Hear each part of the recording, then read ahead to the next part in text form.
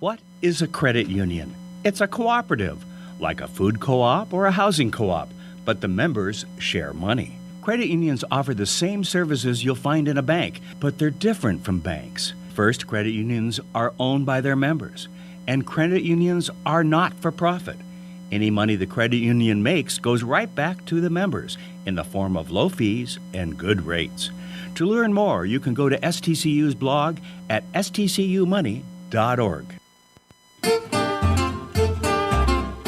Spokane listens when business talks. Welcome to Business Talks, the region's only local business radio talk show with your host, Ryan McNeese. Business Talks is brought to you by STCU. Now, let's get down to business with Business Talks.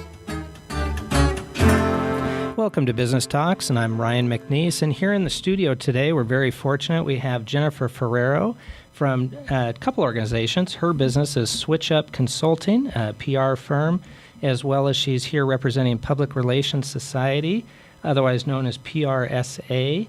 Emily Easley from Marcom, which is basically Spokane Marketing and Communications Association, and Tyler Tullis of AAF Spokane, which is American Advertising Federation. Thank you, all three of you, for being here. Yeah, of course. Thanks for having us. We really have all of the PR, marketing, and ad intelligence right here at the table. So we have a half an hour. Let's chat about it. Who wants to kind of jump in and tell us what your respective organizations do? Sure. Tyler, you want to start us out? Well, we'll just go alphabetically with AAF, I guess. That seems fair. Well, yeah. Let's do that. I mean, between the three of us, you have the three largest marketing communications organizations in town, really, and we cater to all three of us. Really, cater to an audience of media, advertisers, graphic designers, public relations. We kind of see ourselves as a collective unit, but AAF particularly, it stands for American Advertising Federation, and this is a national organization with chapters across the country. Okay. But the Spokane chapter that I serve as president for has about 200 members or so at any given time, and we exist really for professional development, for kind of ethics in advertising, which is more important than ever, and then of course kind of leadership and best practices that we're seeing, really nationwide. And we have a couple of monthly events throughout our membership year, which is really summer to summer. Okay. And then we also have signature events like the American Advertising Awards, which is kind of the best of creative advertising and marketing for the course of the year, as well as our collective campout event, which we have our membership and folks outside of the creative industry hopefully join us for kind of a weekend of creative expression, whether that's writing or design or kind of hands-on materials. We've done that for a couple of years now at Camp Swaylocken. So it's pretty fun. We're a pretty inclusive group. We're a pretty fun group, I like to think, but that really extends to my colleagues across the table as well. So. Well, and it sounds like when you look into the background of what each of your respective organizations do, it sounds like there is a lot of collaboration there where one might be a member of one group and another. Is that true as well, that there are multiple memberships? Yeah, I'll jump in on that one. Absolutely. I think that you'll find that if there's a member at Spokane Marcom, they also might be a member of PRSA, or they might be a member of AAF. One of the things that we really tried to do over this last programming year is to align our programming to make sure that if someone was coming to a Marcom event one month, they might see the next occurrence of that event at one of the other two groups. So say they came to an Advertising 101 class at Marcom. The next month, AAF might hold a 201 advertising class.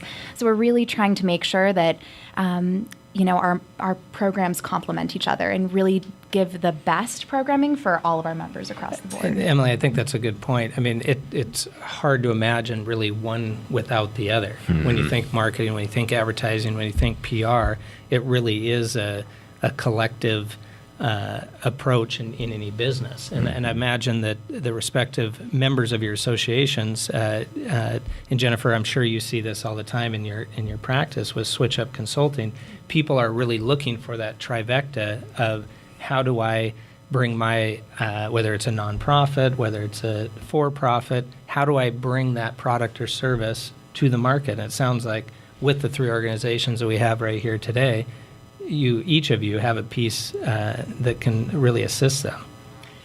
It's absolutely true. And I work with many different types of clients, as do Emily and Tyler in our communication markets. And people do come to us asking for advertising or web development or public relations or strategic planning. And so for us to be knowledgeable about all of those areas is really critical. And I can speak for myself. I have been a member of Marcom on and off for almost a day. We all have something to offer, and I do participate in all three groups, and I think they're fantastic. Well, and Tyler, you mentioned this at the beginning. Tell us a little about, with each respective organization, what the numbers or membership looks like locally versus nationally, because it sounds like each of the groups has a national presence, but also locally as well. Yeah, and I'll kick that off with Marcom. Marcom is actually the unique group out of these three in that we're local. We're totally local. Okay. We are not nationally affiliated. And that does make us a little bit unique here. But, we were formed in the 1960s, so we've been around for a long time and grown and changed a lot in that time. And so our membership really is local, somewhat regional as well. We do pull from the Tri-Cities, from Coeur d'Alene, a little further west, but not all the way to the Seattle market. So it's pretty centralized in the Spokane area. Do you feel like Kootenai County and Spokane County is fairly equal in the membership, where you're saying you're pulling from Coeur d'Alene? Yeah, I would say that it's Spokane County heavy. Yeah. But we certainly still have people from outside of the area driving into our monthly breakfast meetings and participating in our awards show every year and different special events. So we still do pull from around the region. Let's talk more about some of the events that you guys are doing. Yeah, definitely. Well, I could give a little overview of Marcom. So like I said, we were founded in the 1960s, and we've really grown and changed over the years. But we have a membership of around 100 people annually, and those are communications professionals really from across the region and from across a lot of different marketing fields. So we have designers, we have marketing directors within the healthcare industry, we have people who work in energy who might be entry level to the field. So really you're looking at a span of everything from entry level up to directors or VP levels, as well as across many industries. So it ends up being this very cool pool of brains of knowledge of people to learn from on a monthly basis.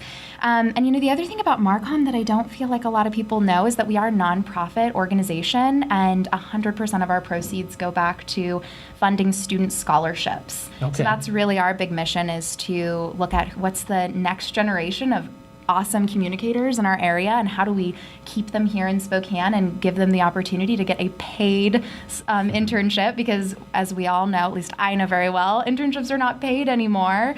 And so, give them an opportunity to get paid and match them up with a great organization locally who needs some good talent. I think that's a great point. I come from the legal industry, and it's so true in internships with law firms as well, as that's really where, and I guess the logic just makes sense, that if you're interning somewhere and you're getting to know people, engage with people, that's a likely opportunity that you're going to move forward with employment there as well. Tyler, do you guys see the same in your organization? Very much so, and I have a unique perspective on that because I was a Marcom intern back when I was a ZAG. Well, that was a perfect ZAG, exactly. And I'm a ZAG as well. There you go. All right. Yeah. Well, I tell you what, that Marcom program, was fantastic because I can tell you that I probably wouldn't be in the position I am today with the network that I have and the jobs that I've had since graduating from Gonzaga, if not for that Marcom internship. It's competitive in that they pair you up with a host organization that kind of matches your skill set, and then they parade you around as kind of the poster child for the year. So that's great. You can be a networking shark through that Marcom program. You know what? There's a lot of value in what you're describing there, and I think one thing I really like about the opportunity for folks like yourself to come on this show is to really get the word out that these types of professionals, wide span of diverse professionals in design, advertising, marketing, they are right here in our region. I think sometimes folks forget in our business community that there is substantial talent in wide-ranging areas of business in our area. So it's encouraging and exciting to hear from professionals like yourself that people are coming to our area and or staying in our area for jobs like this. Yeah, it's been pretty amazing over the last, really 10 or 15 years with the revitalization of, kind of downtown Spokane. But you've really seen this play out across the creative industry, really across R3 memberships as well, in that there is a lot of talent in Spokane in the creative industry, whether that's graphic design, marketing agencies. There's quite a few that work with really, international clients. Emily and I both work for DH, and between other firms, that have a real strong branding component or a digital component. You toss around brands like Nintendo and Disney, Itron or Acova on the energy side. Big names. These are folks that really have firms that work here in Spokane. Right. So there's a really strong design presence, branding presence, and advertising presence, public relations here in Spokane. You see that in our awards programs as well. We've seen Silver Anvil winners at PRSA. We have national Addy winners at our student level here as well. That's fantastic. So, yeah. And I think our job is to get the word out. That's what you're doing. Absolutely. And I think that crosses over into the art council as well here locally. We had Ann Mitchell in the studio a couple weeks back with Ma'am, and let's not forget Z Nation, and that they've done the casting for that. And again, people forget that they're drawing on talent out of LA, New York, coming right here to Spokane, Washington. So again, I would say somewhat of a related field in that these are artistic, design-oriented individuals, and it's happening right here in Spokane. Let's take a short break and come right back and keep talking about the respective organizations. Yeah, of course. Thank you. Thanks.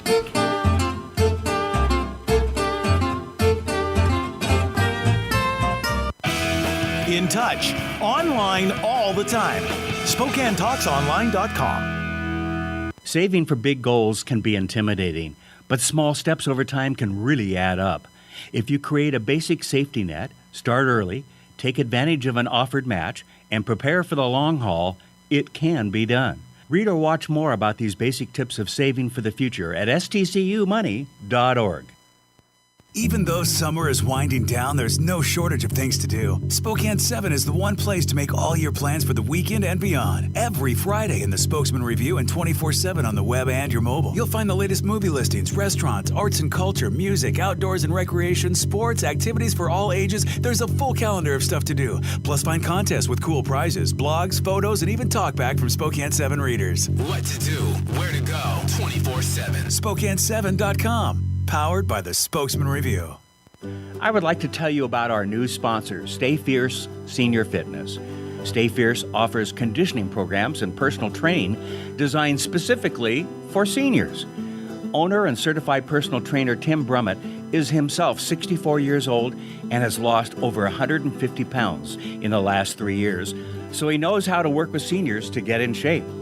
All workouts are in a private facility, not a big, busy gym. Just Tim and his clients. Visit StayFierceFitness.net to learn more. That's StayFierceFitness.net. Of course you can do it. Stay fierce.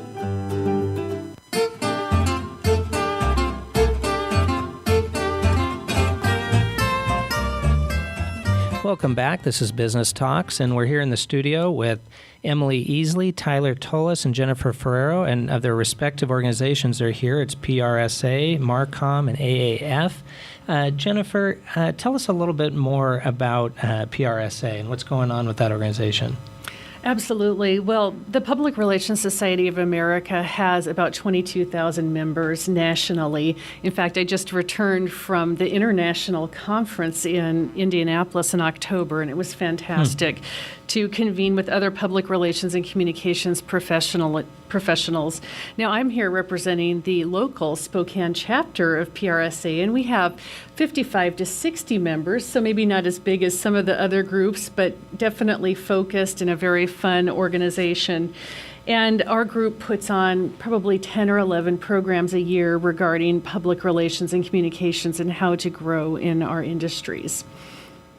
And how do, we talked a little bit about this at the beginning, but how do the three organizations collaborate on these events? Not only the upcoming events, but even historically. Do you get together on a quarterly basis? Emily, I think you said earlier that, you're really looking to make that connection that if one organization has offered something curriculum-wise, that last quarter, then potentially one of the other organizations will offer something that's helpful as well. How do you make those decisions? Yeah, it was a really fun process to get the 3 groups together this past summer and just do some brainstorming around how could we work more closely together, again, for that benefit of all members across any of these organizations. And it really ended up coming down to 3 things, kind of in this pilot year, if you will, of being more collaborative. One was aligning our programming, so making sure that we're not duplicating programming in the same month and that we're building on each other's programs. The second was trying to find collaborative events. So this past summer, we brought in an executive from Disney Theatrical Groups. That's interesting. Yeah, it was really interesting, actually. It was the guy who promoted and marketed The Lion King when it first came to Broadway. So we had an Well, I think there was a amazing- little success there. Oh, just a little. Yeah, I mean, he had Might just be an some credibility. Yeah, he had an amazing story to tell, and he could talk your ear off about Disney princesses if you're ever curious. Well, my daughter would love that. I know. I loved it. Yeah. So he came in and we had some great community sponsors around that event as well. And it was just a huge success. I think all of the organizations could agree on that based on attendance and based on feedback.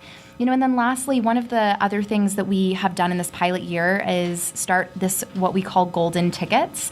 And it allows all of our membership to go to each other's events at a member price. And so really it's us encouraging our members and saying, it's okay. You don't just have to come to Marcom or just come to PRSA or just come to AAF events. We want you to branch out. We want you to try each of these other groups because we know they have valuable programming for you. So those are just a couple of the things. I think that's a great point, though, Emily, is there's such a brain trust, at least from my position of hearing from each of you, that in each of these respective organizations, there's so much knowledge.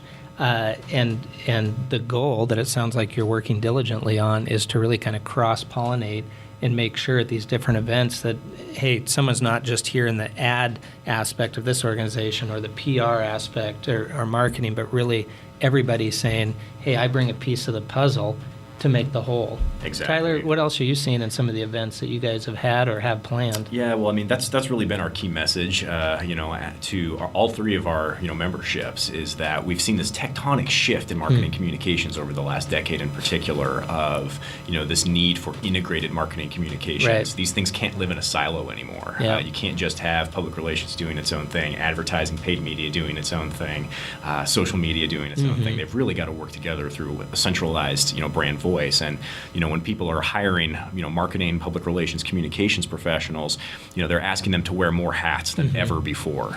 So it's critical that folks have skills across the aisle, if Absolutely. you will. I think that the titles, if you will, in these respective trades is certainly blended and has got quite broad. How often, for the 3 of you, do you feel like you're dealing with a subject that's more related to social media than some of the traditional media?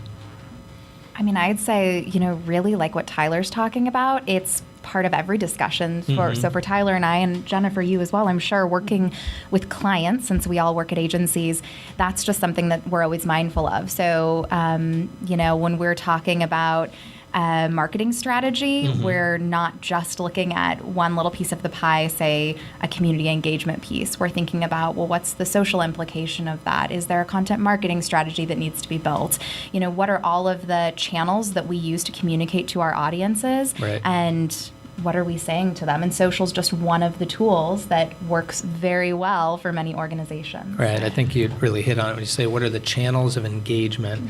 I think we all could sit here and brainstorm some of the national and regional and local brands that really do a good job of engaging, rather than just advertising to you. I mean, we can all see different ads on television or even online, but there's certain companies, and I know at D&H you guys do a really good job of this, but engaging with people, people really want to pay attention to those brands. Yeah, that's the name of the game these days. So. Psychology, I think, is the word that comes to mind for me across all 3 of the organizations. Is how are you engaging and really allowing your client to engage with that consumer? And if I might jump in here, Ryan, what's interesting about all 3 of our clubs and what we do and what we all do in our industries, we must be aware of each other, and we must have knowledge in all areas. So I need to know about website development, and I need to know about, say, constant contact and how to do e-newsletters effectively and social media. So while I'm seeing the approach of being broad, I'm also seeing an approach to be specific in my career as well. And so one thing that I did in this past year as a method of continuing education through the Public Relations Society of America is I worked on an accreditation process. And this is a national accreditation, and many of the folks over at DH are also accredited. You earn something called an APR at the end of your name, and it's a tough process. It's not as tough probably as going for a master's degree, but it does take some time. It costs a whole lot less, okay? So that's why I really went for that.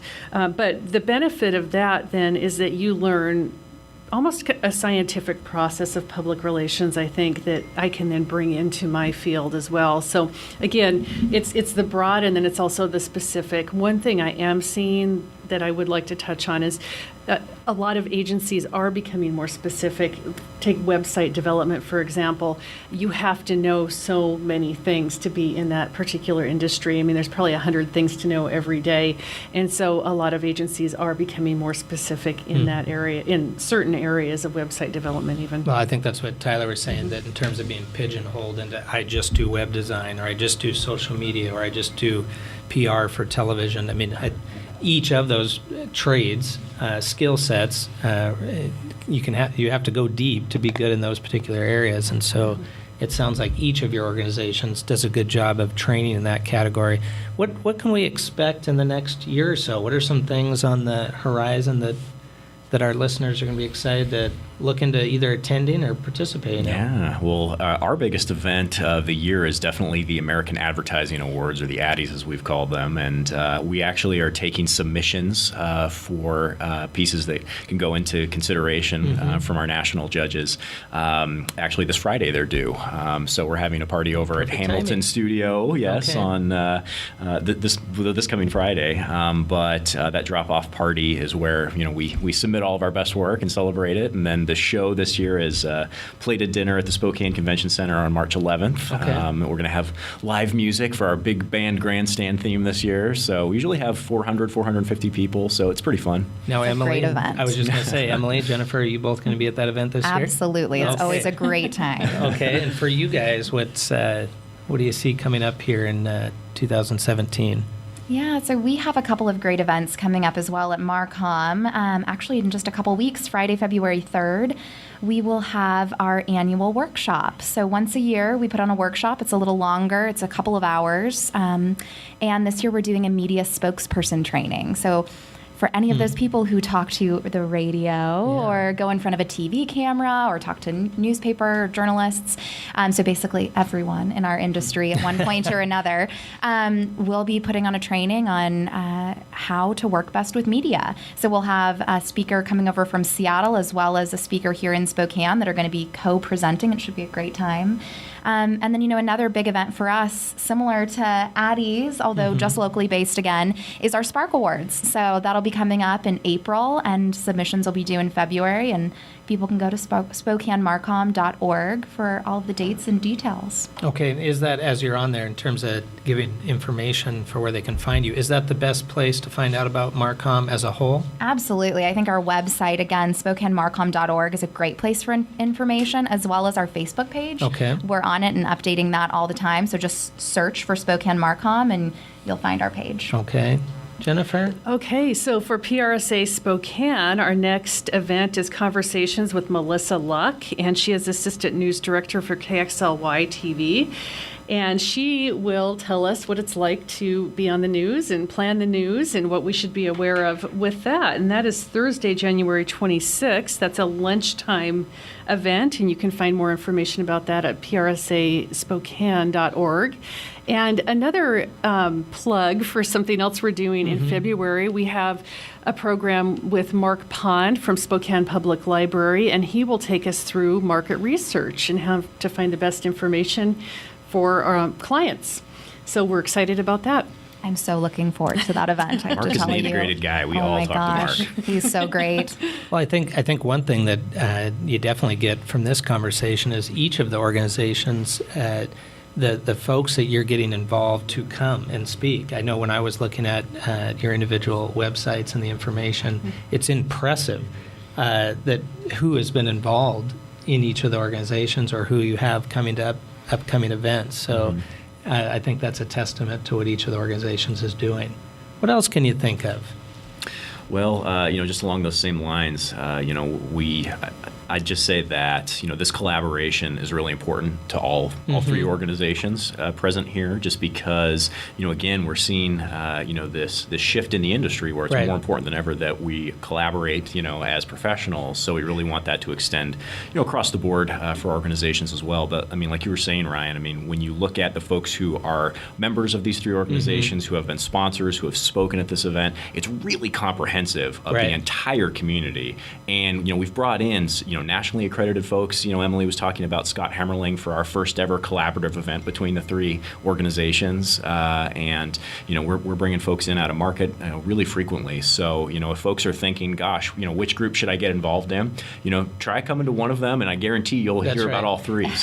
Try one or join one or all three. Exactly. So, well, you know what? I really appreciate all three of you coming in today. I know it's tough with your busy schedules, but we appreciate getting you into the studio and chatting about all three organizations. Thank you very much. Thanks for having us. Appreciate it. Thanks. Business Talks is produced in Spokane, Washington by SpokaneTalksOnline.com, which is solely responsible for its content. Ask a question, recommend a guest, and hear this program again online anytime at SpokaneTalksOnline.com. Business Talks is brought to you by our friends at STCU. Business Talks wishes you good business and a good day. In study after study, money is often cited as one of the top conflict points in a marriage. Finances can be an emotional topic for couples, especially when money is tight. So it pays to get in the habit of discussing it on a regular basis, even if you keep separate finances. At stcumoney.org, find 6 tips for making the conversation easier. If you need a sign, banner, or business cards for your business, who do you call? Hi, this is Kent Adams. And Tom MacArthur from Business Talks. Kent and I call Instant Sign Factory for our signs, banners, business cards, and more. Dave at Instant Sign Factory is our go-to guy for printing, and he always does excellent work for us. Check them out online. They've got an all-new website, InstantSignFactory.com. Tell them Kent and Tom from Business Talks sent you. Instant Sign Factory.